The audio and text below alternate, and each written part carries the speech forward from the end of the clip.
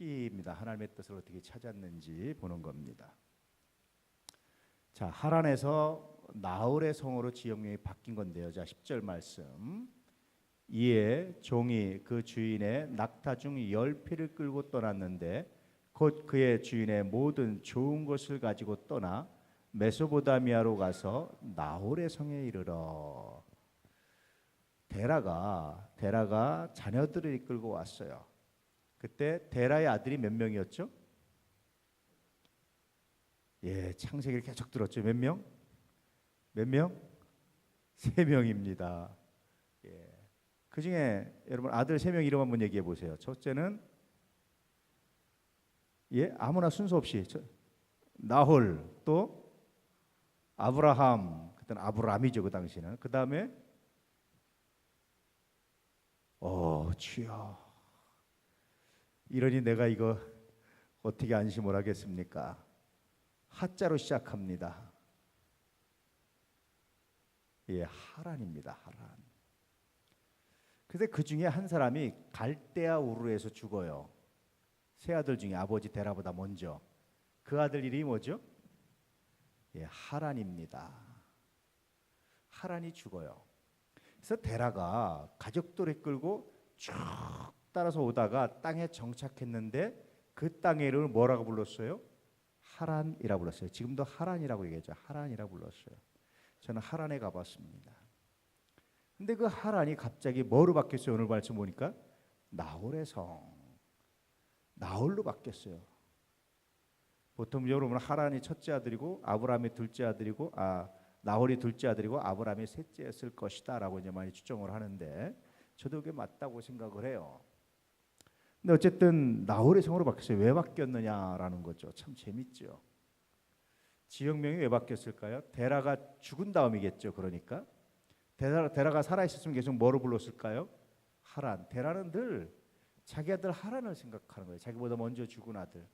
그래서 그 아들을 잊고 싶지 않았고 그 아들을 기념해주고 싶었어요. 그래서 정착해서 그 땅을, 이 땅 이름은 하란이다. 큰 아들 이름을 줘줬어요. 근데 그 큰 아들 이름은 없어지고 나홀의 성, 물론 큰 아들 이름도 불립니다. 불리는데 오늘 말씀에 나홀의 성, 두 번째 아들 나홀의 성, 나홀이라고 이름을 바뀐 거예요. 재밌죠? 왜 바뀌었을까요? 자, 창세기 11장 27절 28절 볼까요? 시작. 데라의 족보는 이러하니라. 데라는 아브람과 나홀과 하란을 낳고 하란은 롯을 낳았으며 하란은 그의 아비 데라보다 먼저 고향 갈대아인의 우르에서 죽었더라. 누굴 낳았습니까? 롯. 자, 그러면 데라의 장손이 누구겠어요? 장자 장손이 롯입니다. 만약에 롯이 계속해서 이 땅에 거했다면 그 당시는 장자의 명분이 굉장히 중요한 시대예요. 예전에 우리나라도 여러분 왜 장손, 종손 굉장히 권위가 강했잖아요. 그래서 집안에 대소사가 있는데 종손이 어려도 아무도 없으면 종손이 와서 결정을 해야 되는 거예요. 그런 일이 굉장히 많았어요. 저도 이제 강원도에서 목회하면서 장례를 치르는데 집안에 나이 드신 어른들이 많아요. 장지를 결정해야 되는데 다들 결정을 못해. 왜 그런가 보니까 그 당시 20대였던 종손인데 이제 아버지가 돌아가시고 있지. 얘가 집안의 제일 중심이야. 종손이 나이는 어리지만. 그래가지고 멀리 나가서 공부하고 있는데 돌아올 때까지 아무것도 결정을 못해요. 그래서 왜 못하세요? 종손이 와야 결정합니다. 그래서 돌아와서 20대 종손이 그럼 이렇게 하세요. 그럼 이렇게 하겠습니다. 결정하니까 그제서 장례가 일사불란하게 움직이는 거예요. 제가 89년도에 강원도에서 목회를 했는데 그때도 그랬습니다. 근데 이 당시에는 더 강력했어요. 권위가. 근데 이 롯이 하란에 거하지 않고 어디로 데려옵니까? 누가? 아브라함이 떠날 때 데리고 나와요. 왜 그랬을까요? 왜 아브라함이 자기 아버지가 그렇게 사랑하는 종손이잖아요. 장손이잖아요. 그렇죠? 자기 형 맏아들 맏형 하란의 유일한 아들이잖아요. 이 아들을 남겨놓으면 아버지의 근거지가 생기는데 왜 데려놨을까요? 아브라함은요, 본토 친척 아비집 이런 육신적인 세상적인 땅보다 정말 자기의 가문이 어디에 옮겨지기를 원한 겁니까? 약속의 땅으로. 그래서 데려나와요. 자, 그래서 이제 이름만 하란인데 하란의 중요한 근거지들은 다 없어져 버렸어요. 그러니까 그 안에 있던 것이 누굽니까? 나홀에서 장애 나홀의 성으로 이름이 바뀌어 버리기 시작합니다. 이건 아브라함의 어떤 의미에서 결단이기도 하고, 롯이 거기서 자기가 종손 노릇하고 왕 노릇하는 것이 아니라 족장 노릇하는 것이 아니라 그걸 찢치고 나왔다라는 롯의 결단도 굉장했던 거예요. 그래서 사실은 돌아보면 그래서 나홀의 성으로 바뀝니다. 자, 31장에 있는 말씀 볼까요? 아브라함의 하나님, 나홀의 하나님, 그들의 조상의 하나님은 우리 사이에 판단하옵소서 하며 야곱이 그의 아버지 이삭이 경외하는 일을 가리켜 맹세하고, 야곱과 라반 사이의 계약, 야곱이 도망 나오자 라반이 쫓아와서 거기서 둘이 이제 계약을 맺는 거예요. 약속을 하고. 자, 그런데 이때도 뭐로 나옵니까? 아브라함의 하나님, 이건 누구의 아버지죠? 야곱의 아버지. 나홀의 하나님, 이건 어떻게 됩니까? 라반의 문제란 말이에요. 그래서 이들이 각각의 야곱과 라반이 각각 자기들이 아니라 자기들의 아버지의 이름으로, 할아버지의 이름으로 뭐하죠? 아버지나 할아버지의 이름으로 계약을 맺는 거예요. 그래서 이때도 여전히 나홀의 하나님이라고 표현하는 것은 라반이 누구의 자손입니까? 나홀입니다. 그래서 나홀의 하나님, 나홀의 성이라고 이제 등장을 하기 시작해요. 만약에 롯이 계속해서 신앙을 제대로 잘 지켰다면 어떻게 됩니까? 하란의 하나님 이런 식으로 등장하는데, 하란의 하나님이라는 말이 끊어져요. 나오질 않아요. 왜 그럴까요? 그것은 롯의 실패입니다. 부모가 물론 하란이 일찍 죽기도 했지만 데라가 아버지가 그렇게 기념하고자 했던 하란, 이것은 끊어져요. 왜냐하면 롯에 의해서. 여러분, 신앙의 대를 이어간다는 것이 이렇게 중요한 겁니다. 끊어집니다. 신앙의 대를 이어가는 귀한 역사가 있기를 축복합니다. 할렐루야. 자, 여호수아 24장에도 나와 있습니다. 시작.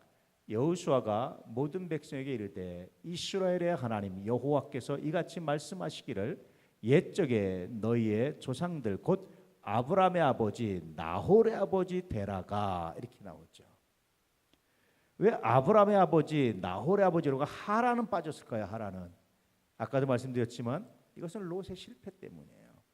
하란은 더 이상 이제는 기념되거나 하란은 더 이상 불릴만한 가치가 없어요.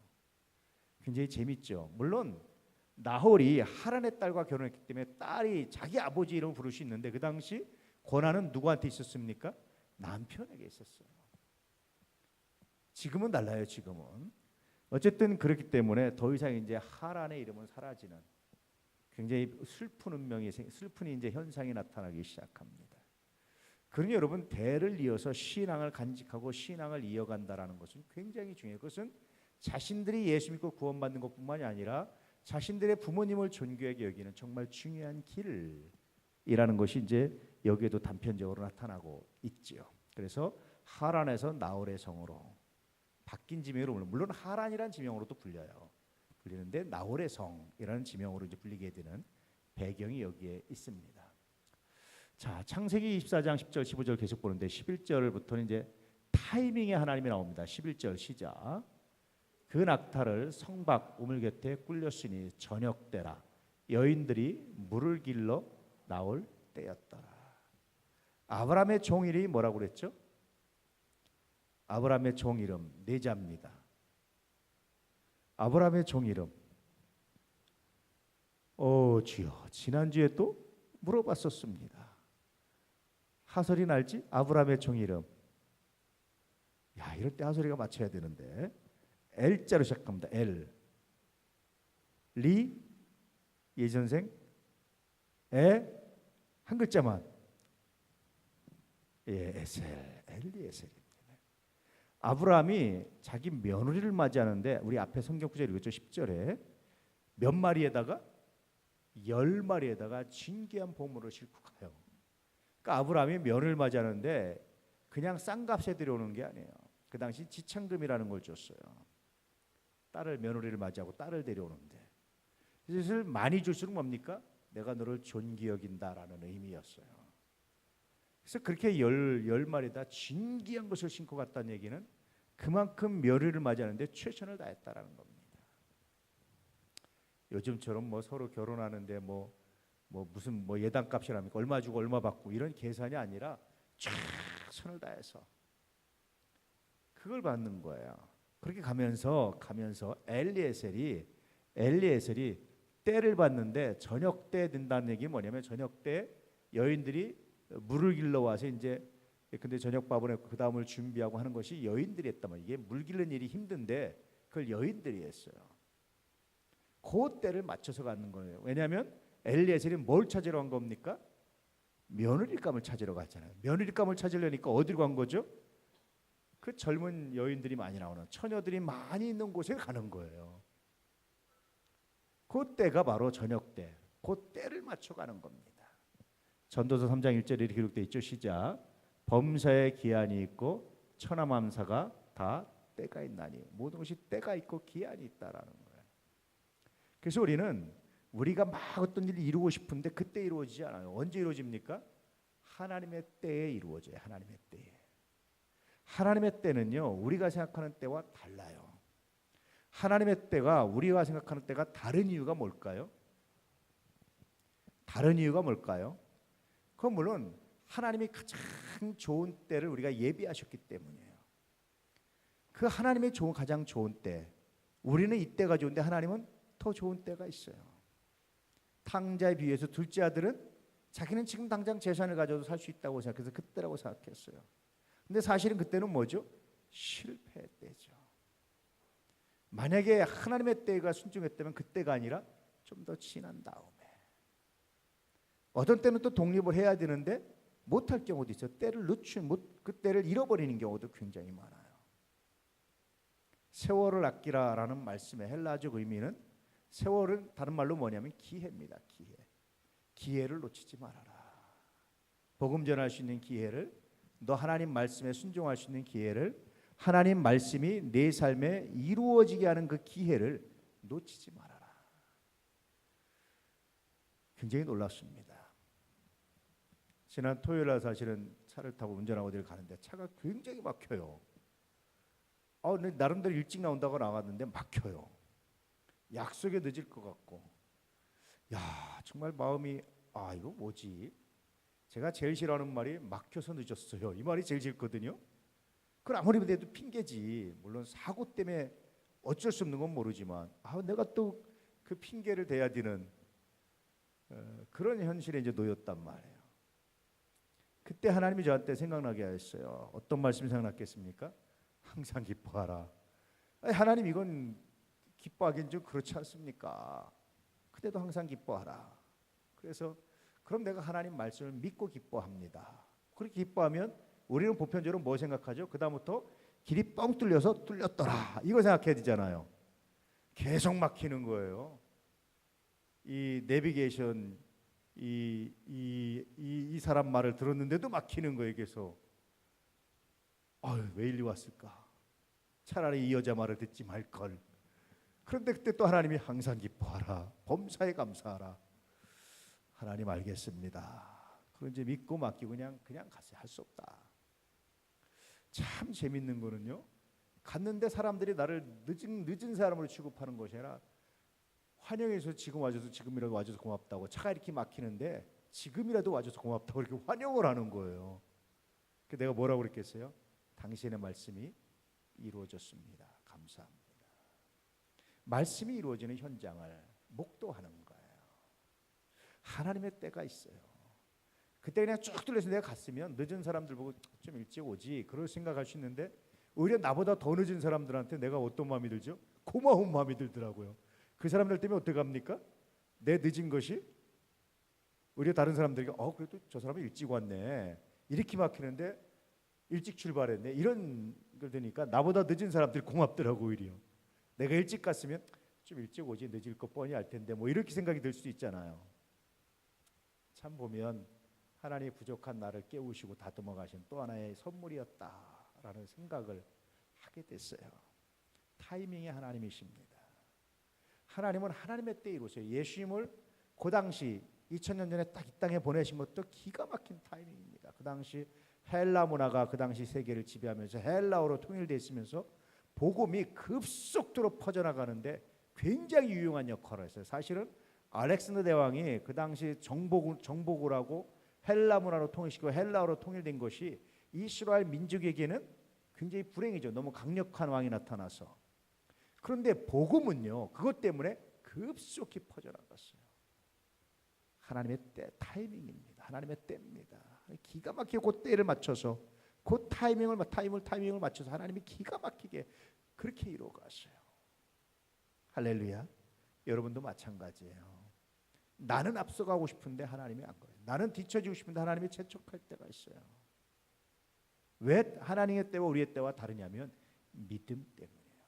내가 생각하는 때 내가 이런 일이 나타나고 복을 받으면 믿음 없이도 되죠. 근데 여러분, 내가 생각하는 때가 안 일어날 때 그때 뭐가 필요합니까? 그때 믿음이 필요한 거예요. 내가 생각하는 것이 일어나지 않을 때, 내가 생각하는 대로 되지 않을 때 그때 필요한 게 뭐냐면 그때 믿음이 필요한 거예요. 하나님은 그 믿음을 보십니다. 할렐루야. 첫째는 가장 온전한 때이기 때문에 하나님의 때, 우리가 하나 그 온전한 때를 모르기 때문이고, 두 번째는 그럼에도 불구하고 하나님 우리에게 뭘 요구하시죠? 믿음은 그런 거예요. 오직 의인은 믿음으로 말미암아 살리라. 너희는 은혜에 의하여 무엇으로 말미암아? 믿음으로 말미암아 구원을 받는다. 오직 믿음으로 구원받는 거예요. 믿음이라는 게 뭡니까? 그래서 그 기다림입니다. 그걸 기다릴 줄 아는 게 믿음이에요. 히브리서 11장에 있는 모든 믿음의 사람들의 공통점은 기다림입니다. 기다릴 줄 아는 거예요. 아브라함 하나님의 약속을 믿고 기다렸어요. 믿음이 없었다면 아마 이스마엘처럼 또 다른 여자를 통해서 또 자녀를 낳겠죠. 하나님의 약속을 믿고 기다림입니다. 할렐루야. 따라서 보세요. 믿음의 다른 이름은 기다림이다. 할렐루야. 기다림이 있습니까? 이 기다림을 간직할 수 있기를 축복합니다. 아멘. 자, 오늘 이 찬송을 한번, 이 노래를 한번 부르면서 한번 해보죠. 시작. 날이 저물어 갈 때, 빈들에서 걸을 때, 그때가 하나님의 때. 내 힘으로 안 될 때, 빈손으로 걸을 때, 내가 고백해 여호와 이래. 우리 이곳이 주님 함께 계시네. 누리네 아버지 은혜. 적은 떡과 물고기 내 모든 걸 드릴 때 모두 고백해 여호와 이래. 주가 일하시네. 주가 일하시네. 주께 아끼지 않는 자에게 주가 일하시네. 주가 일하시네. 신뢰하며 걷는 자에게. 아멘. 날이 저물어 갈 때, 빈들에서 걸을 때, 그때가 하나님의 때. 무슨 얘기예요? 빈들 아무것도 없어요. 내 계획과 어그러진 거예요. 빈들을 걷고 싶은 사람은 없죠. 풍성한 들판을 걷고 싶죠, 다. 여러분, 가을 들판이 얼마나 풍성합니까? 정말 우리가 황금 물결 비치는 것처럼 정말 좋아요. 근데 요즘 가을 들판은 조금 분위기가 없어요. 왜 그런 줄 아세요? 옛날에는 추수 때가, 벼출 때가 비슷했어요. 10월 중순쯤. 이른벼도 있고 요즘 그래가지고 막 베버리니까 중간중간 뻥커 나가지고 빨리 뱀배 때문에 옛날처럼 이렇게 막 황금 물결 비치는 이런 맛은 없어요. 요즘에는 들판에 가보면. 근데 곡식으로 꽉 찬 들판, 이게 우리가 꿈꾸는 거잖아요. 빈들은 아무것도 없는 것. 이거 생각한 사람이 있을까요? 없어요. 그런데 내가 원하는 게 아니고 내가 원하는 상황이 아니었는데 그 때가 뭡니까? 하나님의 때다. 하나님의 어떤 때입니까? 주가 일하시는 때, 아끼지 않는 자에게 일하시는 때, 여호와 이레의 때. 하나님이 또 다른 걸 준비하시는 때다. 그래서 빈들을 걸어본 자만이 빈들에 있는 자를 뭐 합니까? 위로할 수 있는 거예요. 이 하나님의 때가 여러분에게도 있습니다. 그러므로 여러분, 기도했으면 하나님께서 이루실 줄 믿고 그때를 묵묵히 기다리시는 믿음의 사람 되시기를 축복합니다. 할렐루야. 자, 기도하는 엘리에셀입니다. 12절 시작. 그가 이르되 우리 주인 아브라함의 하나님 여호와여, 원하건대 오늘 나에게 순조롭게 만나게 하사 내 주인 아브라함에게 은혜를 베푸시옵소서. 첫째는 때를 봤어요. 때는 누가 찾았습니까? 엘리에셀이 자기 지혜로 찾았어요.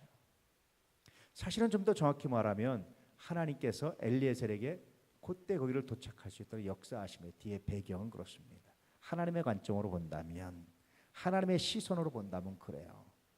근데 엘리에셀이 그때에 갔어요. 자, 때가 됐으니까 이루어지겠지로 말하지 않고 그때 엘리에셀은 뭐 하기 시작합니까? 기도합니다. 굉장히 놀라운 거예요. 내가 때가 됐다고 다 뭔가 이루어지는 게 아니에요. 그렇잖아요. 때가 됐다고 다 이루어지지 않아요. 때는 일종의 환경입니다. 환경이 조성됐으면 그 환경을 나에게 맞게 변화시키고 그 환경을 통해서 내가 목적을 이루는 것은 누가 할 일입니까? 이제는 내가 할 일인데 엘리에셀은 그때 뭐 먼저 합니까? 기도 먼저 하는 거예요.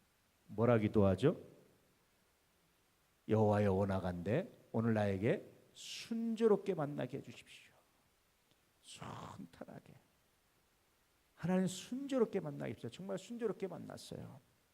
그래서 엘리에셀은 그렇게 만났는데 그 이유가 뭡니까? 내 주인 아브라함에게 은혜를 베풀어 주십시오.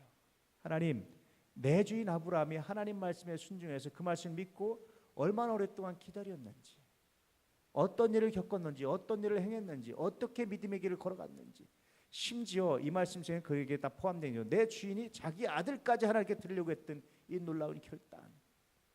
그리고 이제 내 주인이 아내가 안주인 마님이 죽고 아내가 죽고 이제 며느리를 사랑해서 며느리를 보고 싶어서 이 열정을 가지고 보냈는데 하나님, 내 주인 아브라함의 마음을 돌아보십시오. 왜 내가 순조롭게 만나기 원하냐면 단순히 자기의 임무를 원활하게 수행하기 위해서라기보다 내 주인 아브라함을 위해서. 마치 뭐와 같습니까? 그 나라와 그 일을 먼저 구하는 것 같죠. 시작. 그런즉 너희는 먼저 그의 나라와 그의 의를 구하라. 그리하면 이 모든 것을 너희에게 더하시리라. 그 나라와 그 일이라는 것은 자신의 유익이 아니에요. 엘리에셀이 자신의 유익을 위해서 기도한 게 아니라 아브라함을 위해서. 이것처럼 우리도 우리의 유익보다 하나님의 영광을 위해서 먼저 기도할 때 하나님이 어떻게 하십니까? 이 모든 것을 더하시는, 그 기도를 더 아름답게 하시는 하나님의 은혜가 있다. 자신의 유익, 자신의 영광이 아니라 하나님의 나라, 하나님의 유익이 먼저인 하나님의 사람들 되시기를 주의 이름으로 축복합니다. 그래서 엘리에셀이 충성된 종이었던 거예요. 이런 충성된 종에게 아브라함은 자기 소유를 다 맡겼던 거예요. 자기 소유를 다 맡겨주시는 사람, 그건 100% 신뢰하는 사람이잖아요. 엘리에셀이 그런 사람이었습니다. 이러지 않겠어요? 이런 사람에게 맡기고 싶지 않겠어요? 이런 엘리에셀을 또 발탁한 아브라함의 안목도 대단한 거죠, 사실은. 그렇죠? 이런 것들이 종합적으로 나타나 있습니다. 자, 기도 응답의 이제 증거로 찾습니다. 엘리에셀이 기도하고 13절 시작. 성중 사람의 딸들이 물 기르러 나오겠사오니 내가 우물 곁에 서 있다가. 자, 이 성중 사람이 아브라함이 원하는 자기 고향 본토 친척 사람인지 아닌지 어떻게 알았어요? 엘리에셀이 어디에 갔습니까? 나홀의 성에 갔잖아요. 그러니까 나홀의 성이니까 나홀 성에서 나오는 모든 사람들은 누구의 자손입니까? 데라의 자손이고, 크게 보면 그 다음에 나홀의 자녀들이고. 이해되시죠? 그러니 그 성 앞에 가서 그 성 앞에서 기다리면 누구든지 여기서 나오는 그런 여자, 젊은 여자들은 누굽니까? 이제는 일단 아브라함이 택하기 원했던 자기 민족이었단 말이에요. 같은 신앙을 공유한 사람들이었단 말이에요. 그래서 이제 그 앞에 가서 이 사람들이 나올 겁니다. 그때 내가 우물 곁에 있다가 14절 한 소녀에게 이르기를 청하건대 너는 물동이를 기울여 나로 마시게 하라 하리니 그의 대답이 마시라 내가 당신의 낙타에게도 마시게 하리라 하면 그는 주께서 주의 종 이삭을 위하여 정하신 자라. 이로 말미암아 주께서 내 주인에게 은혜 베푸심을 내가 알겠나이다.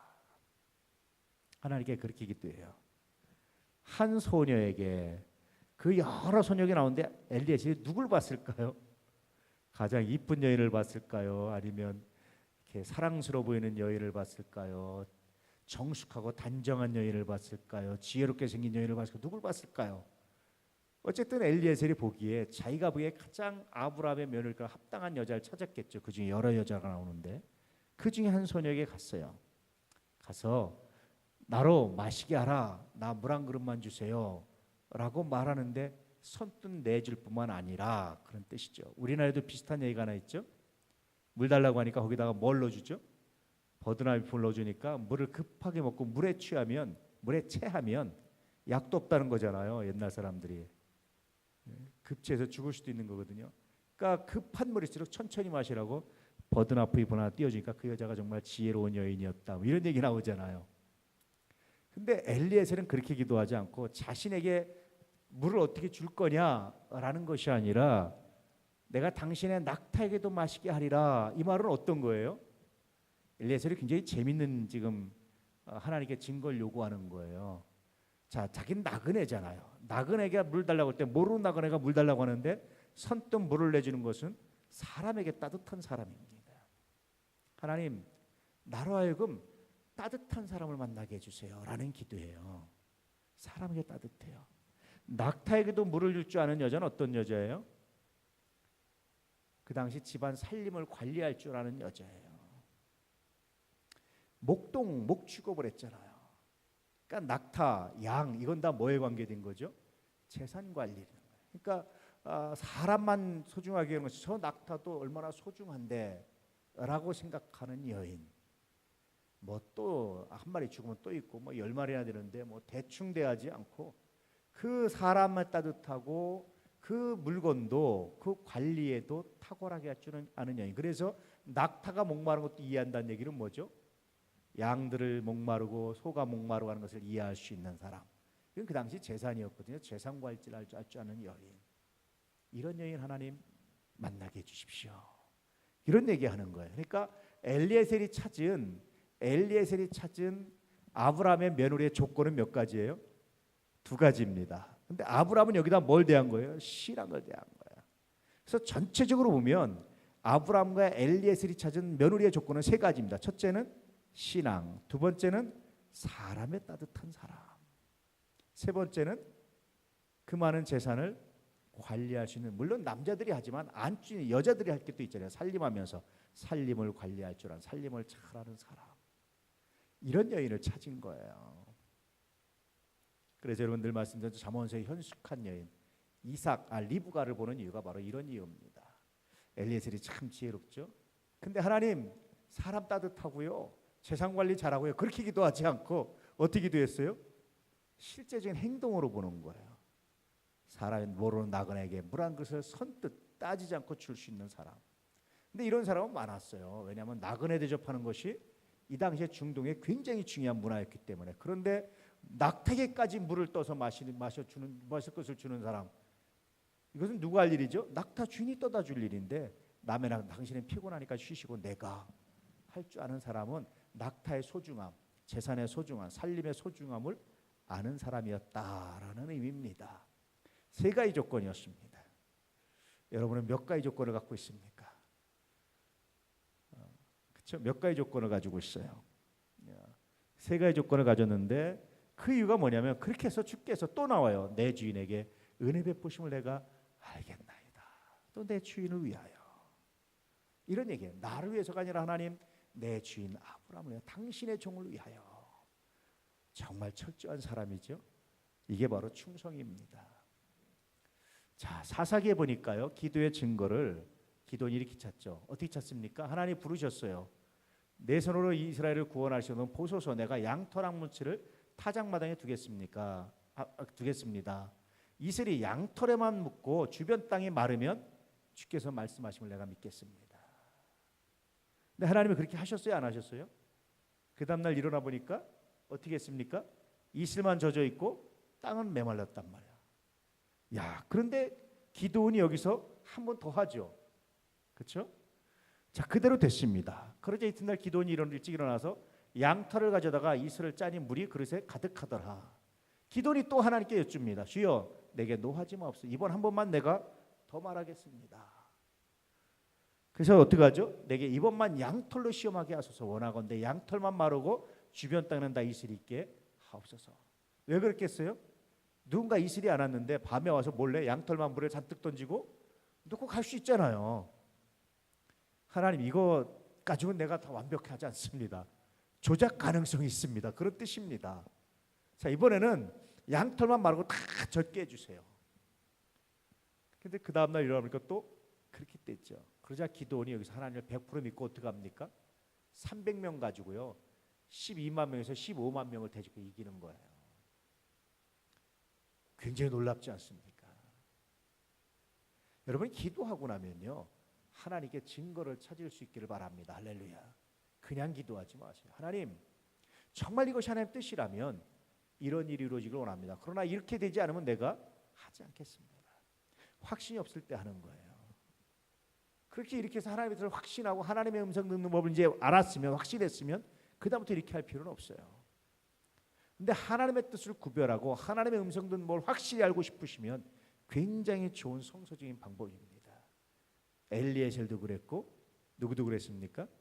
기도원도 그랬어요. 그 외 많은 성서의 사람들이 이렇게 기도하고 이렇게 하나님의 뜻을 알아가고 하나님의 뜻을 깨달아가고 그리고 하나님의 뜻을 깨달은다면 두 번 다시 의심하지 않고 직진했습니다. 믿음으로 전진했던 거예요.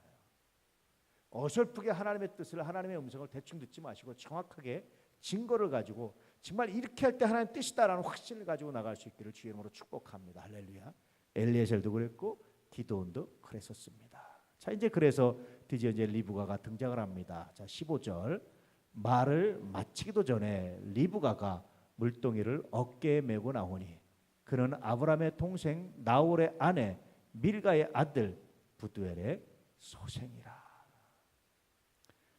자, 나홀의 아내 밀가의 아들.